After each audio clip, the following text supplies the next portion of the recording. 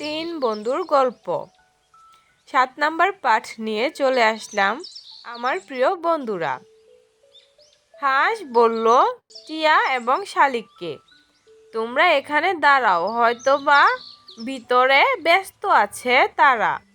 আমার মালিকরা হয়তো বা খাওয়া দাওয়া করছে, আমরা এখানে কিছুক্ষণ অপেক্ষা করি।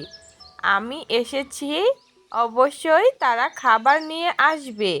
আমাকে 3 বেলা খাবার দেওয়া হয়, সকালে, দুপুরে এবং সন্ধ্যায়। যখন আমি ঘরে যাই, ঘরে যাওয়ার আগে আমাকে খাবার দেয়। খেয়ে দেয়ে আমি ঘরে চলে যাই। তোমরা এখানে অপেক্ষা করো, আমার মালিকরা হয়তো বা দুপুরের খাবার খাচ্ছে, তারপরে আমাদের খাবার দিবে।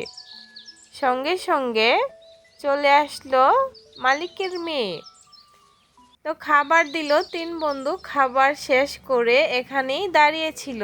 মালিকের মেয়ে বলল, বাহ, তোমাদের খুব ভালো লাগছে কাছ থেকে দেখতে, সব সময় তো পাখিদের দূর থেকে দেখেছি। হাঁসকে বলল মালিকের মেয়ে, তুমি প্রতিদিন 2 বন্ধুকে তোমার সঙ্গে করে নিয়ে আসবে। তোমার 2 বন্ধু খুবই ভালো, আমার খুব ভালো লেগেছে।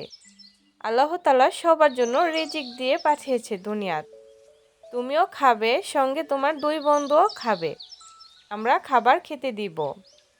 বাবা মাকে বলল, কি বলো তোমরা? বাবা মা বলল, হ্যাঁ অবশ্যই, তুমি নিয়ে আসবে।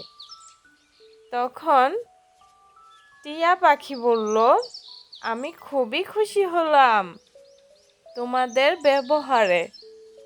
আমরা প্রতিদিন আসবো হাঁস বন্ধুর সঙ্গে খাবার খেতে।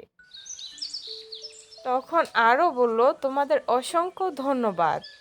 পাখি তাদের অনেক প্রশংসা করলো, তোমরা খুবই ভালো মানুষ। পাখি আরও বলল, মানুষটা এত ভালো হয় আমি আগে জানতাম না। আমি সব সময় মনে করতাম মানুষটা বুঝি ভালো হয় না।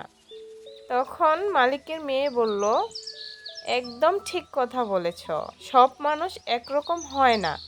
অনেক মানুষ আছে যারা নাকি পশু পাখিকে পছন্দ করে না, আবার অনেকেই আছে পশু পাখি পালতে অনেক পছন্দ করে।